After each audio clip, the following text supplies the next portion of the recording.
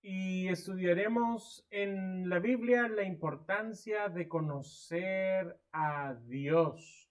Por ello he titulado este tema, Mas alábese en esto el que se hubiere de alabar, en entenderme y conocerme. Y he tomado como base el versículo que tenemos aquí enfrente, Jeremías 9:24, más alabes en esto el que se hubiese de alabar, en entenderme y en conocerme que soy yo, Jehová, que hago misericordia, juicio y justicia en la tierra, porque estas cosas quiero, dice Jehová.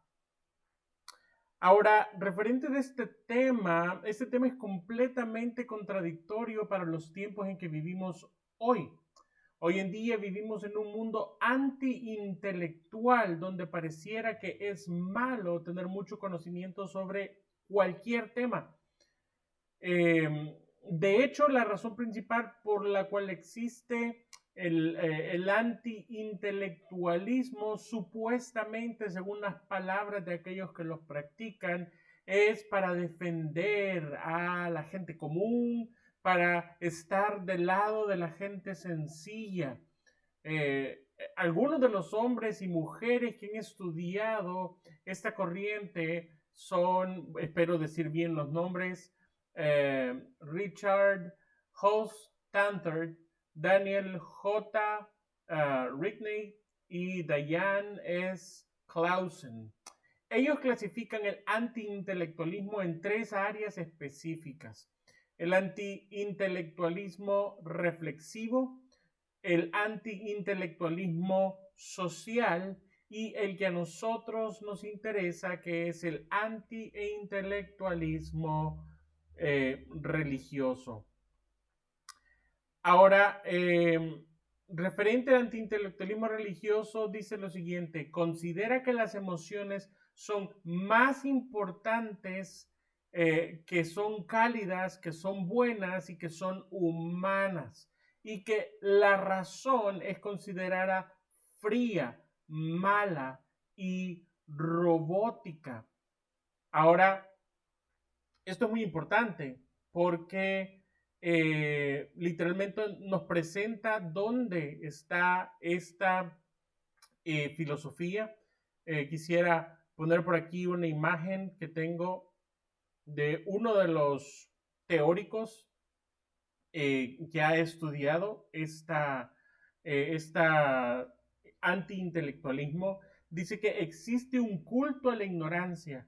La presión del antiintelectualismo ha ido abriéndose paso a través de nuestra vida política y cultural, alimentando la falsa noción de que la democracia significa que mi ignorancia es tan válida como tu conocimiento. Y en cuanto al antiintelectualismo, como vimos, se está llenando la sociedad de este tipo de pensamiento, que si uno es muy conocedor o muy intelectual, entonces uno está en contra de las personas comunes, en contra de las personas que quizás no tienen tanto conocimiento, que uno tal vez está tratando de conocer para socavar a aquellos que no conocen. Entonces es mejor no conocer, es mejor no estudiar, es mejor no crecer. El estudiador estadounidense Richard Hofstadter señala que el cristianismo evangélico es el causante de que en los Estados Unidos y en otros países haya ocurrido el movimiento intelectual, y sí, no se equivocan al escuchar lo que él concluye. Él dice que este movimiento es como saber leer, pero no leer. Si nos colocamos en la línea de la historia, veremos cómo el antiintelectualismo nace alrededor de 3 siglos después de la Reforma Protestante, y es contrastante porque la Reforma Protestante está llena de personas que aprendieron a leer con la intención de leer la Biblia y de leer a los grandes teólogos de su época. Por ejemplo, mucha gente aprendió a leer con tal de poder leer eh, El progreso del peregrino de Juan Bunyan. junto con la Biblia. Pero al pasar el tiempo, la iglesia protestante se alejó de la lectura de la palabra. De hecho, por eso es que hubo necesidad de que Dios avivase a la iglesia, al menos en el siglo XVIII y en el siglo XIX, que lo hizo de una forma muy clara, porque la iglesia en Europa y en Inglaterra se había alejado de la palabra de Dios. Ahora, lo que era importante para la gente de la Reforma, es decir, leer la Biblia y conocer a Dios para no ser engañados, se volvió menos importante con el tiempo, porque las personas básicamente pensaron que porque como estaban en una iglesia protestante ya sostenía toda la verdad, no era necesario estudiar o aprender más. El problema es que con el tiempo la iglesia se fue haciendo más y más enfática en las emociones y en la experiencia y fueron dejando de lado el conocimiento. El fruto de la lectura durante la Reforma Protestante fue la formación de las primeras sociedades científicas, tanto en Inglaterra como en Francia. Estamos hablando de los protestantes ingleses y los protestantes hugonotes de Francia. Ellos comenzaron con las primeras sociedades científicas, pero el fruto de enfatizar las emociones y las experiencias desde hace aproximadamente un poco más de un siglo ha hecho que los cristianos crean que la ciencia y la fe no son compatibles. Los cristianos piensan que la fe debe de ser irracional para ser fe, al punto que en muchas iglesias evangélicas se ha enfatizado la necesidad de no conocer la doctrina ni la teología. Pero llamativamente, aunque una persona no conozca la doctrina, esa persona ha formado su propia doctrina en la mente, alejada de las escrituras. Y aunque no conozca la teología, una persona tiene un concepto de Dios, porque eso es la palabra teología, lo que pensamos sobre Teos, sobre Dios. Entonces, una persona va a tener un concepto de Dios aunque no conozca la teología. Eso quiere decir que su concepto puede ser bueno o puede ser malo. Algunos cristianos evangélicos han llegado hasta ocupar citas como aquella cita de la mucha letra mata en 2 Corintios capítulo 3 versículo 6 o el conocimiento envanece 1 Corintios 8:1, aunque estos versículos no están haciendo un llamado a las personas para que no conozcan ni la doctrina ni la teología que contiene la Biblia. Y sin embargo, la iglesia evangélica lo ha ocupado en ese sentido estricto, de tal forma que se ve mal que alguien tenga la intención de conocer más y que llame a otros a conocer más las escrituras y sobre todo a Dios. Ahora, lo que sí vemos en las escrituras es lo siguiente: Dios nos anima a través de su palabra a conocer las Sagradas Escrituras, no solo leerlas o memorizarlas, sino meditar constantemente en ella. En algunos pasajes nos dice, como lo que veremos a continuación en el libro de Efesios, versículo, déjenme cambiarlo aquí, perfecto. Capítulo 5, versículo 19. Hablando entre vosotros con salmos, los salmos, con himnos y cánticos espirituales, cantando y alabando al Señor en vuestros corazones. En otros pasajes invita a recitar la Biblia constantemente. Por ejemplo, lo tenemos muy claramente en Josué 1:8. Nunca se apartará de tu boca este libro de la ley, sino que de día y de noche meditarás en él, para que guardes y hagas conforme a todo lo que en él está escrito, porque entonces harás prosperar tu camino y todo te saldrá bien. No solamente el mero conocimiento de lo que dicen las palabras escritas en la Biblia, sino el conocimiento que estas palabras nos transmiten de la persona de Dios.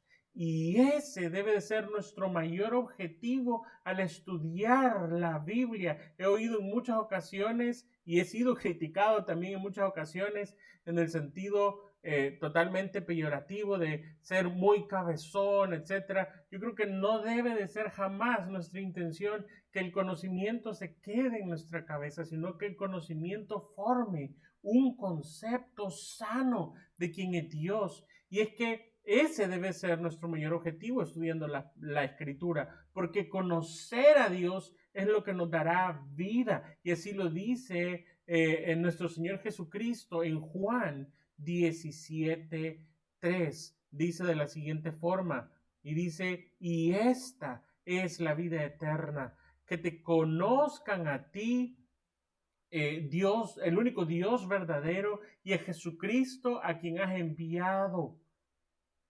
Por esto nos ha dejado Dios las escrituras,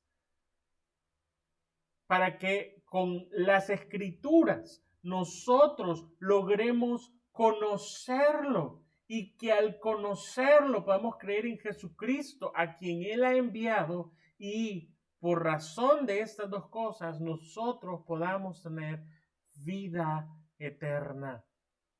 El día de hoy quisiera, en primer lugar, que estudiáramos pasajes que nos muestran cómo Dios se ha manifestado en la historia bíblica y en la historia de la humanidad, dándose a conocer al ser humano. En segundo lugar, yo quisiera que estudiásemos un poco del fracaso de Israel en conocer a Dios y cómo esto resultó en su destrucción. En tercer lugar, veremos la invitación de Dios a conocerlo.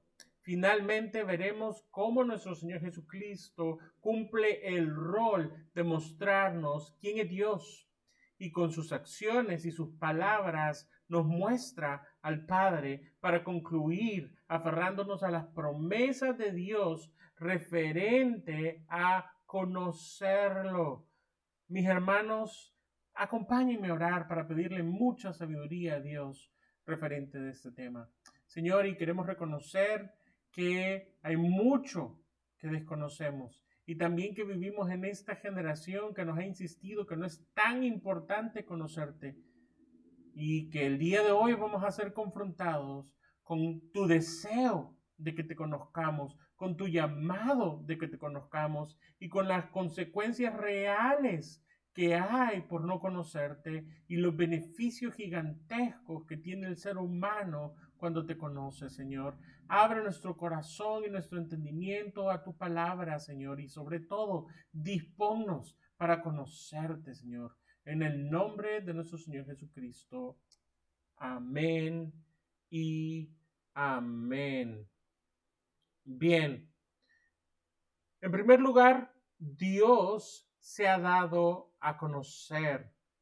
Siempre es importante destacar que dentro de nuestras limitaciones humanas, para que nosotros seamos capaces de conocer a Dios, solo puede ocurrir si Dios mismo se da a conocer a nosotros. La Biblia nos señala que hay dos formas en las que Dios se da a conocer hacia el ser humano. En primer lugar, los teólogos lo llaman la revelación general, y en segundo lugar está la revelación especial.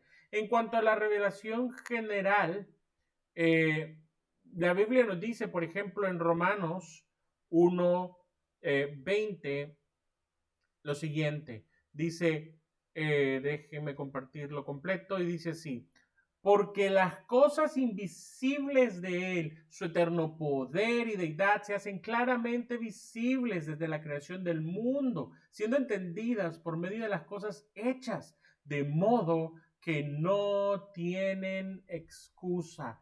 La creación misma es un testimonio de quién es Él, y por esto el Salmo enfatiza, en Salmo 19:1 de la siguiente manera, dice así, dice, los cielos cuentan la gloria de Dios y el firmamento anuncia la obra de sus manos.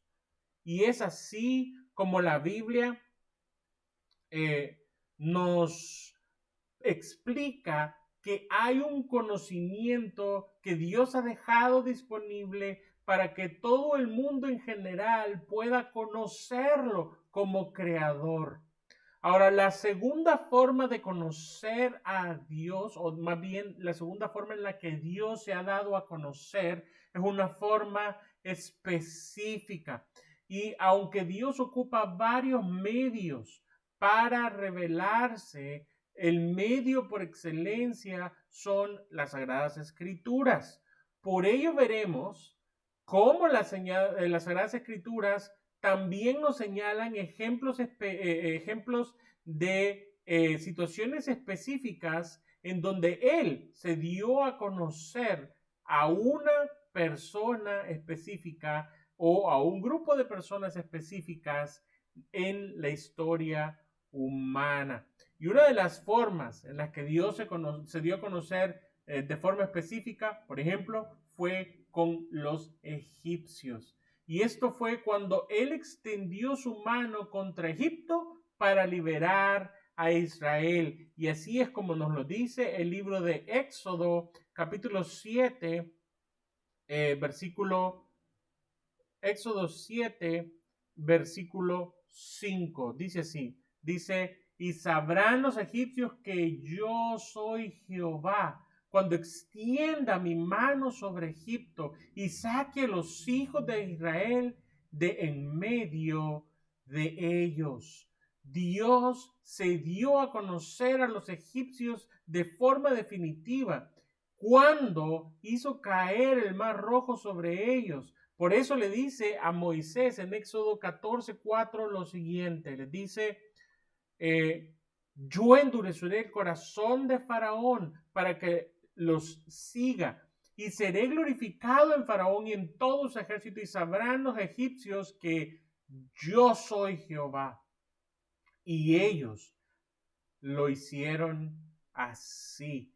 Y Egipto llegó a conocer quién es Jehová, porque Jehová se dio a conocer a través de la liberación de su pueblo. Literalmente, esta fue la forma en que Egipto llegó a conocer quién es Jehová. Jehová fue quien liberó a su pueblo del poder de los egipcios. Ahora, otro ejemplo en cómo Dios se dio a conocer, de hecho, una de las formas quizás más especiales que nos presenta la Biblia en que Dios se da a conocer es a través de la salvación de sus elegidos. Y, por ejemplo, encontramos esto en Isaías, dice así, Isaías 45, del 4 al 6, dice, por amor a mi siervo Jacob y de Israel mi escogido, te llamé por tu nombre, te puse sobrenombre, aunque no me conociste, yo soy Jehová y ninguno más hay. No hay Dios fuera de mí. Yo te ceñiré, aunque tú no me conociste, para que se sepa desde el nacimiento del sol y hasta que se pone que no hay más que yo Jehová, ninguno más que yo. Y literalmente Dios está diciendo que a través de salvar a los que salva, se va a llegar a reconocer que Él es Jehová. Pero así como Dios se da a conocer cuando salva, también se da a conocer cuando castiga. Y así lo dice Ezequiel 7:4. Mire lo que dice. Dice lo siguiente. Y mi ojo no te perdonará, ni tendré misericordia. Antes pondré sobre ti tus caminos y en medio de ti estarán tus abominaciones, y sabréis que yo soy Jehová. Y es justo en esta verdad que podemos afirmar que lo que dicen las Escrituras referente a Dios es que, por ejemplo, Dios se dará a conocer cuando traiga el juicio final sobre la tierra. Mírenlo cómo lo dice Habacuc 2:14, hablando sobre este juicio, dice lo siguiente, dice: porque la tierra será llena del conocimiento de la gloria de Dios como las aguas cubren la mar. Este precioso versículo, en su contexto, tanto anterior como posterior, todo es sobre el juicio de Dios sobre la tierra. Y este juicio es el medio que Dios usará para revelarse de forma específica frente a todos aquellos que, eh, que caerá el juicio. Yo sé, definitivamente es difícil lo que estamos diciendo, pero es literalmente así. Dios se da a conocer a través de salvarnos, o Dios se puede dar a conocer a través del castigo que traerá para la raza humana.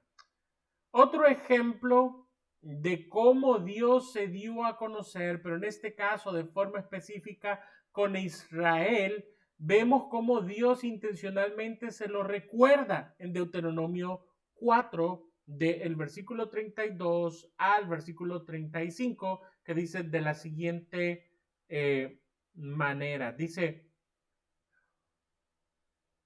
porque pregunta ahora si en los tiempos pasados que han sido antes de ti, desde el día en que Dios creó al hombre sobre la tierra, si desde un extremo del cielo al otro se ha hecho cosa semejante a esta gran cosa y se ha oído otra como ella.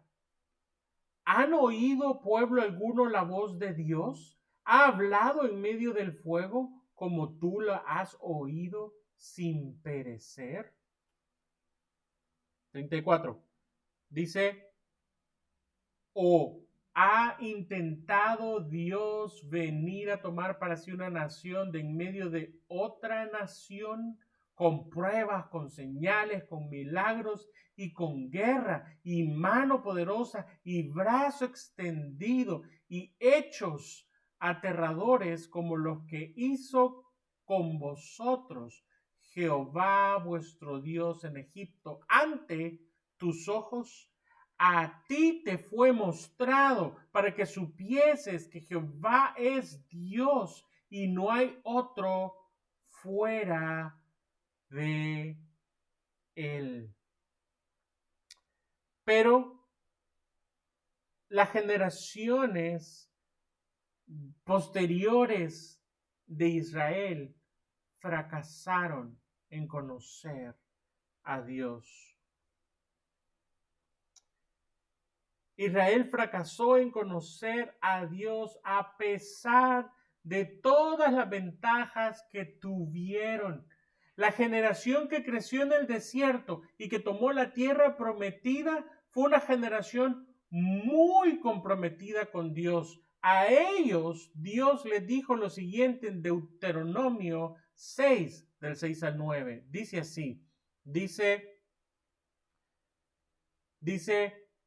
y estas palabras que yo te mando hoy estarán sobre tu corazón y las repetirás a tus hijos y hablarás de ellas estando en tu casa y andando por el camino y al acostarte y cuando te levantes, y las atarás como una señal en tu mano y estarán como frontales en tus ojos, y las escribirás en los postes de tu casa y en tus puertas.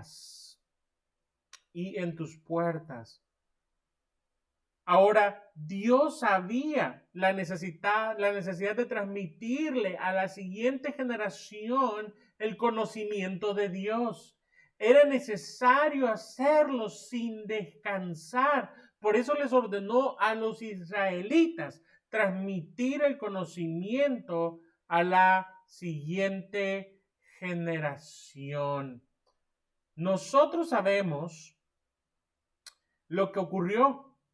Sabemos que en el transcurrir de la historia bíblica, Israel no cumplió con esta orden. Permítanme hacer uso del sarcasmo en estos próximos minutos en las siguientes frases. Ellos probablemente estaban muy ocupados como para hablarle a sus hijos todo el tiempo de las obras y la grandeza de Dios. O quizás les pareció que Dios exageró un poco con tanta exigencia. Quizás los niños estaban muy pequeños para entender, o simplemente Dios fue muy legalista al pedirlo. El hecho es que la primera generación que creció en la tierra prometida se apartó de Dios. Y durante los próximos cientos de años, Dios levantó jueces y profetas, llamándolos a volverse a Dios y a conocer a Dios. Y sin embargo, les advierte del castigo que sufrirán porque se convirtieron en una nación sin conocimiento de Dios. Imagínense lo que aquí está pasando. Se han ido totalmente al otro extremo, de ser una nación que sigue y que busca a Dios y que conquista la tierra, se volvieron una nación que no conoció a Dios. ¿Cuál es el reclamo de Dios en este tiempo específico de Israel? Bueno, lo vemos en Oseas. Oseas, capítulo 4, versículo 6. Mi pueblo fue destruido porque le faltó conocimiento. Por cuanto desechaste el conocimiento, yo te echaré del sacerdocio. Porque olvidaste la ley de tu Dios, yo también me olvidaré de tus hijos. En el Nuevo Testamento, el Espíritu Santo inspiró a Pablo a escribir literalmente cómo entender esto que ocurrió con Israel y con todas las naciones alrededor de Israel. Y lo dice de la siguiente forma en Romanos 1:28. Dice así, dice, y como ellos no aprobaron tener en cuenta a Dios, Dios los entregó a una mente reprobada para hacer cosas que no convienen, para hacer cosas que no convienen. No tener conocimiento de Dios lleva a la muerte. Si no aprobamos el conocer a Dios, Dios nos dará una mente reprobada. Sin embargo, mientras Israel no conocía a Dios y mientras ellos desechaban conocerlo, dejando de lado la ley misma de Dios, la invitación de Dios durante todo el Antiguo Testamento siguió siendo: conózcanme. Y por ello invita a todos los habitantes de la tierra de la siguiente manera, preciosísimo, dice: mirad a mí y sed salvos, todos los términos de la tierra, porque yo soy Dios y no hay más. Perdón, no teníamos el versículo, dice así: mirad a mí todos los confines de la mirad a mí y sed salvos todos los confines de la tierra, todos los términos de la tierra, porque yo soy Dios y no hay más.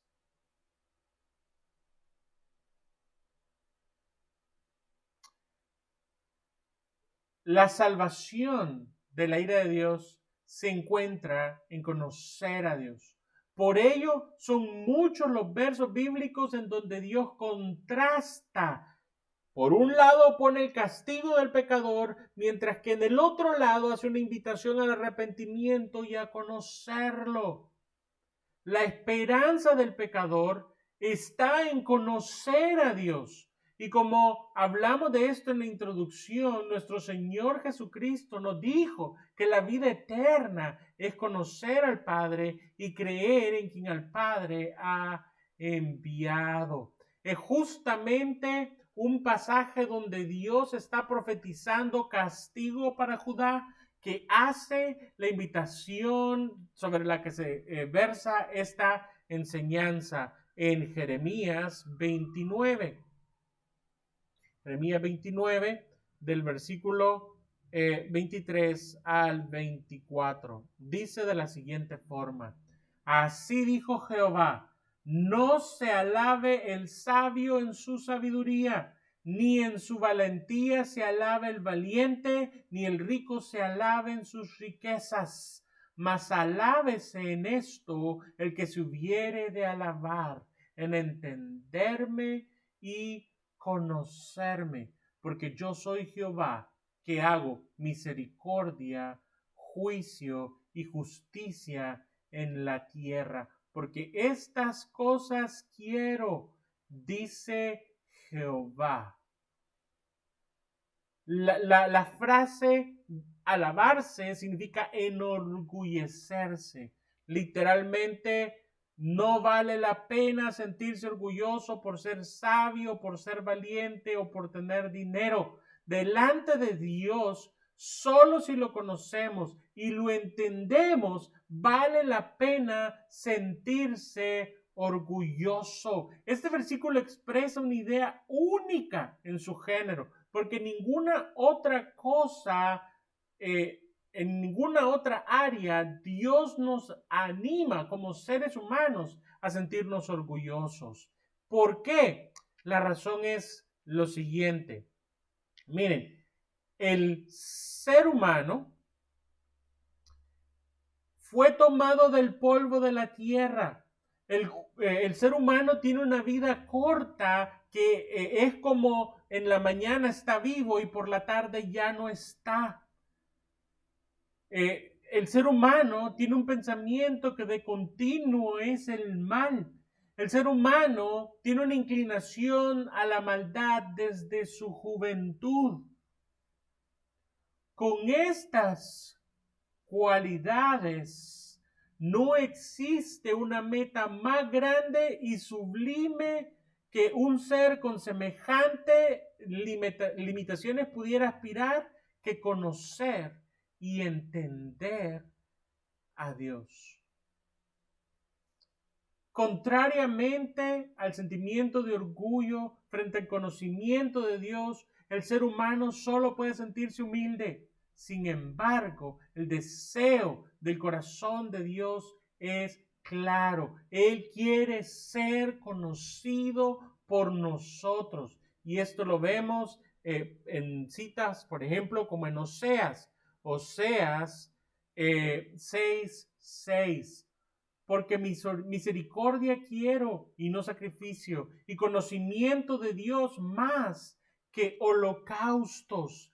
En el tiempo en que estas palabras se dijeron, los sacrificios y los holocaustos representan toda la religión judía. Literalmente les está diciendo: quiero ver misericordia, quiero que me conozcan más que lo que quiero que practiquen su religión. De forma que, habiendo sido invitados por Dios para conocerlo, es un buen momento para hablar de la mejor manera de conocer a Dios. Y esto es a través de nuestro Señor Jesucristo. Él nos lo ha dado a conocer. Hemos hablado muchas veces como la Biblia de principio a fin se trata de Jesús el Cristo, el Mesías. Hemos visto como cada capítulo, cada historia, cada persona de las que nos habla el Antiguo Testamento nos señalan de forma directa o indirecta a nuestro Señor Jesús. De forma que la intención de la Biblia es llevarnos hasta Jesús, el Mesías, que podamos reconocer que Él es el Hijo de Dios. Pero con Jesús presente en el Nuevo Testamento, la Biblia nos dice que su obra principal fue darnos a conocer a Dios. Y así es como lo dice, por ejemplo, el libro de Juan en el capítulo 1, en los versículos 16 al 17. Dice de la siguiente forma: porque de su plenitud tomamos todos, gracia sobre gracia, pues la ley por medio de Moisés fue dada, pero la gracia y la verdad vinieron por medio de Jesucristo. A Dios nadie le vio jamás. El unigénito Hijo que está en el seno del Padre, Él le ha dado a conocer. Jesús mismo aclara esta verdad en la última cena, cuando uno de sus discípulos, en una conversación registrada en Juan 14, le pide que le muestre al Padre. En Juan 14, versículos 8 al 10, dice de la siguiente manera: Felipe le dijo: Señor, muéstranos al Padre y nos basta. Jesús le dijo: tanto tiempo hace que estoy con vosotros y no me has conocido, Felipe. El que me ha visto a mí, ha visto al Padre. ¿Cómo pues dices tú, muéstranos al Padre? ¿No crees que yo soy en el Padre y el Padre en mí? Las palabras que yo os hablo, no las hablo por mi propia cuenta, sino que el Padre que mora en mí, Él hace las obras. Por esto Jesús, en oración, en su larga y preciosa oración registrada en el capítulo 17 de Juan, dice lo siguiente, dice así, dice Juan 17, 26. Y les he dado a conocer tu nombre y lo daré a conocer aún, para que el amor con que me has amado esté en ellos y yo en ellos. Conocer a Dios nos permite disfrutar del amor del Padre y de Jesús en nuestras vidas. Este conocimiento también nos da vida eterna. Quisiera ir concluyendo esta enseñanza con una última reflexión referente al conocimiento de Dios. No olvidemos que hemos sido invitados a conocer a Dios como receptores de su misericordia y de su gracia. Por esto tenemos quizás uno de los grandes ejemplos más preciosos que nos da la Escritura a través del apóstol Pablo, que consideró como nada cualquier cosa diferente al conocimiento de Dios. Solo puede retar nuestros corazones, leer sus palabras. Él fue un enemigo de Dios que chocó contra Dios, que trató de perseguir y destruir a la iglesia. Jesús se encuentra con él y a causa de conocer a Jesús pierde todo lo demás en su vida, pero gana el conocimiento de Dios. Mire cómo lo retrata él en Filipenses 3, versículos del 7 al 10. Dice: pero cuantas cosas eran para mi ganancia, las he estimado como pérdida.